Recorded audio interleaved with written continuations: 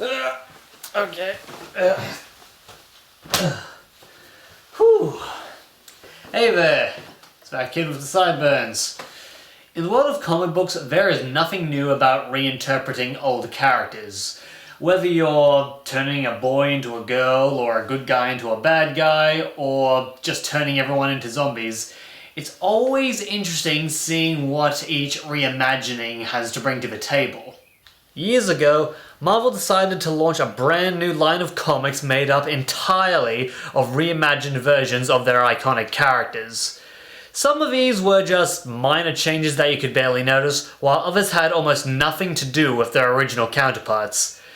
Some liked this, while others didn't. They called it the Ultimate Universe, and the great thing about it was, if you didn't like it, you had no obligation to read them. In 2011, DC Comics decided to do something very similar, but decided that it was mandatory for anyone who was still interested in reading about their heroes. They called it the New 52, and it was kind of a goddamn mess. The New 52 is an excellent example of why we have the phrase, if it ain't broke, don't fix it. I could spend a good few hours ranting about it, but instead, how about I link to some people who actually know what they're talking about in the description. The point is, DC threw out about 20 years of continuity to give us something half as good and twice as confusing. And you cancelled Power Girl and Booster Gold for it. I love Power Girl and Booster Gold! But we're not here to talk about how much I hate it. We'd be here all day. This is Positively Dreadful, so let's be positive about something dreadful. This is the top 5 things I didn't hate about the New 52. Why top 5? Because 10 just wasn't gonna happen. Just going to say right now, pretty much all of these are going to be from the first year. I didn't like it, so I stopped reading it. Makes sense to me. Number 5. Frankenstein, Agent of Shade. One major recurring complaint about the New 52 is that it always seems to want to make everything darker and edgier, even when it really doesn't make sense. So what if we took the gritty and replaced it with crazy? What you'd get is Frankenstein, Agent of Shade. Here's the premise. It's friggin' Frankenstein with a friggin' magic ninja sword fighting friggin' giant monsters with a friggin' team of friggin' universal monsters for a friggin' organization run by a man cloned into the body of a friggin' Japanese schoolgirl. Friggin' Franken Fruit Loops Faux Fizzle Freddy. This book is definitely dark. Its first arc involves a town that has been needlessly sacrificing children to a portal full of monsters for years. But then comes the crazy when it ends with monsters being mowed down by giant robots. Not now. Throughout the unfortunately short series, Frankenstein kicks everyone's ass. In fact, somehow that actually leads to one of my complaints. Frankenstein is completely invincible. I don't remember a single fight scene where Frankie didn't completely dominate. His only weaknesses appear to be cheap shots and overwhelming numbers, and that's an annoyance at best. The one time he went up against an enemy that he considered a genuine threat, the thing turned out to be a suicidal wreck. The guy is almost never in any danger. That said, this isn't Dragon Ball Z. There's more to the story than the possibility that Frankenstein won't win a fight. So, I'd say it all evens out into a satisfying read. Number 4. Justice League International. Hey, what's better than one superhero? Lots of superheroes! And what's better than lots of superheroes? Booster Gold! Before the reboot, the series Justice League Generation Lost ended with the promise of a new ongoing title featuring fan favorites Justice League International. When the New 52 arrived, they delivered. Except that some of these characters have never been in the JLI before. Some of the characters that were in the JLI aren't in the book, and what history the characters did have together is completely retconned away. Why aren't you cheering? The JLI is a government-funded team designed to give them a Justice League that they can actually tell what to do. Joining is more of a career move for most of these heroes involved. It has one of the most unique character rosters I've ever seen in a mainstream book, including fan favorites like Booster Gold and Guy Gardner, and guys I've never even heard of until now like August General and Iron and Godiva. The initial story arc is simple, but it gets the job done. The team's first assignment goes south when a simple rescue mission turns into a fight against the alien villain Paraxis and his monolithic Signal Man. It manages to show off our cast of B-listers and set the groundwork for a full series. Hey, not a bad start. I can't wait to see where they go from here. Oh. Issue 6 ends with the team getting blown up by the villain Breakdown. Some, such as Booster and Guy Gardner, escape unscathed while others are not so lucky. From this point on, the team had to rebuild itself with characters like Batwing and OMAC. If I'm really honest, this was actually an interesting plot twist that I didn't see coming at all, and the subsequent issues weren't that bad. But it just seemed like such a huge waste of good characters who we were just really getting to know. And I don't want to be Mr. Overly Sensitive Feminist, but we did just go from 4 active superheroines to 1. Well, at least they didn't die. All in all, could be better, could be worse. The first 6 issues get my recommendation. Also, Batman is here, because you can never have too much Batman. Actually, you can, and we do. Oh God, make it stop! Number 3. Aquaman issues 1 to 4, The Trench. You stay here, Batman. I'll go ask my aquatic friends if they've seen anything suspicious. Aquaman has never been lame. He was boring in one cartoon series where really nobody got to do anything really impressive. But the world never seemed to forget Super Friends. Excuse me, does this look frickin' boring to you?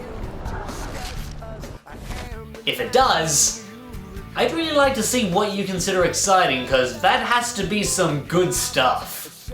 But in any case, when Aquaman got his own title in the reboot, they sort of reject that old joke as hard as they could. Issue 1 shows Aquaman effortlessly kicking ass and directly debunking rumors about his infamy. You could actually say it goes a little too far, almost in am I cool yet territory. Fortunately, most of the story arc is instead dedicating to proving it.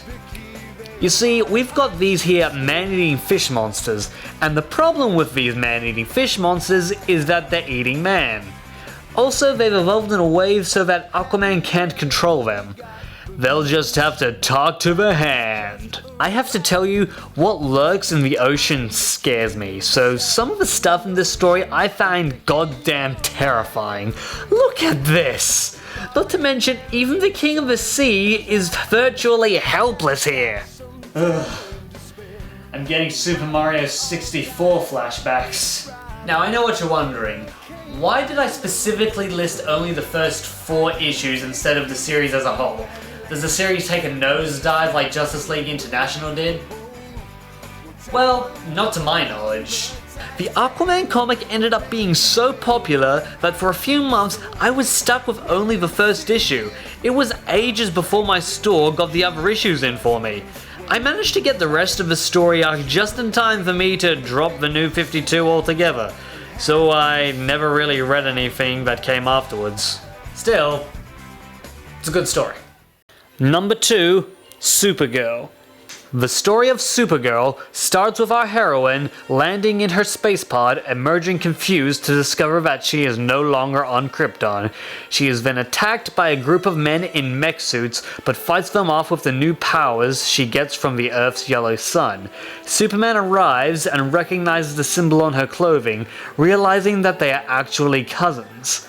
Confused and thinking it's a trick, Supergirl attacks him until she realizes they're putting innocent people in danger and decides to listen to what he has to say.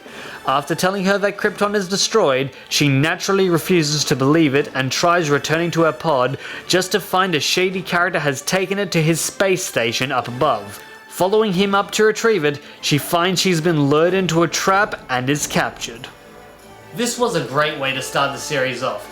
You set the story in motion, but you don't quite establish the status quo yet, while still weaving in a few things that'll come into play later. There's just one problem. This was the first 3 issues! The early days of the New 52 very frequently fell victim to writing for the trade, meaning that relatively short stories would be stretched out and padded to be longer than they needed to be for when it was collected together later. This meant you'd have to wait a whole month to get what seems like a tiny piece of a story instead of a full chapter. Supergirl is no exception to this. After 6 issues, half a year of the series, it feels like barely a day has gone by. By issue 12, Supergirl still doesn't speak English. She just happens to keep meeting people who speak Kryptonian. I'm starting to think that I could learn it. At the time, this was incredibly frustrating, but now that I don't actually have to wait a whole month, this actually works in the series' favour. It's a breezy read, and I just plowed through for the first few issues. The first year of the series' run sees Supergirl fighting against a mad alien-collecting entrepreneur, the Deadly Black Banshee, and Krypton's legendary World Killers. Oh, I'm sorry, I meant Word Killers, while discovering the traumatic fate of her people. There were a few times where I had to tilt my head, but ultimately I think this is one series I can see myself going back to. And now, before we reach number 1, let's take a look at some honorable mentions, because honestly, this franchise needs all the help it can get. Dial H. Another dark but crazy book. It follows an overweight loser of a man named Nelson who finds a magical phone dial which allows him to transform into different and often completely insane superheroes. Lots of creativity with the heroes, but I had trouble following the convoluted plotline. But I'd wager that's less of a problem with the writing and more because I'm impatient and stupid. Batman issue 9. This is literally just for one scene out of the entire first 12 issues. An army of assassins swarm Wayne Manor, forcing Batman to the Batcave in order to save Alfred. When he finds a lone assassin in his iconic hideout, it appears he is too late when Alfred crushes him under the giant penny. I guess you could say he got his pennyworth. Pennyworth. I'm funny, damn it! Blue Beetle. Blue Beetle once single-handedly represented the fun and adventure of superhero comics. Then this series came out, was unnecessarily dark, and everyone hated it, including me. But one thing I did like was all the bad guys and opponents that were thrown in the book. You've got Plasmus, Coyote, Silverback, this guy, that guy, Booster Flippin' Gold, Green Lantern, Blood Beetle, Kano, Liu Kang, Raiden, Johnny Cage, Sonya, Sub-Zero, Scorpion. If you want a book with lots of fight, lots of bad guys, and don't mind the rest being absolute crap, this is the book for you. And now it's time for number 1. Superman issues 9 to 10. Superman is the greatest hero to ever live. A paragon of truth, justice, and equality, he is heroism incarnate. You know, I think I may have unrealistic expectations for Superman. How does that even happen? Do I really have to get angry every time Superman isn't inspiring humanity or saving kittens in between punching giant robots? That seems unfair. How about a story where he can just be a superhero? What about a story that wouldn't be too out of place in the Silver Age? Issue 9 sees a Superman-obsessed blogger trying to sell the Daily Planet his theories on Superman's secret identity. Lois Lane rejects him because there is no way Superman would even need a secret identity. Secret identity? Jeez, what a nutcase. Isn't that right, Clark? By chance, the blogger actually catches Superman just before changing out of costume and now has hard evidence to sell to the next news station he talks to. There's just one little problem. He's got the wrong guy.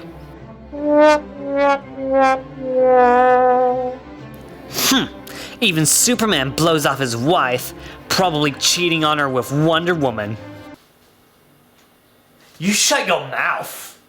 It's bad enough with news crews hassling the guy's family, but the real deal ends up getting on the bad side of a villainess named Anguish, who decides to take out her anger on Superman's family. What precedes is a rather touching moment between her and Superman, as well as our mistaken Man of Steel getting his own little moment with the blogger who started the whole ordeal. After a lackluster start to the series, Superman gives us my absolute favourite moment in all of the New 52. Wow, you know, looking back to 2011, I was really sad to see the old universe go, but I was also really excited to see what was next. Hell, you know, some of his stuff I actually really enjoyed. Rereading this stuff for the review, I had a good time.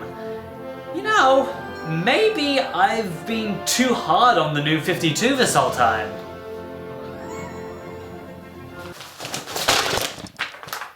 Or maybe not.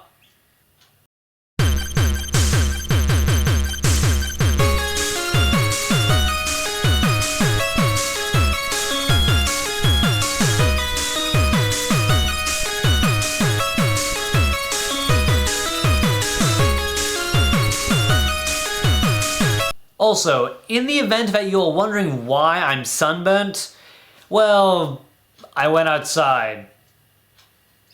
Never again.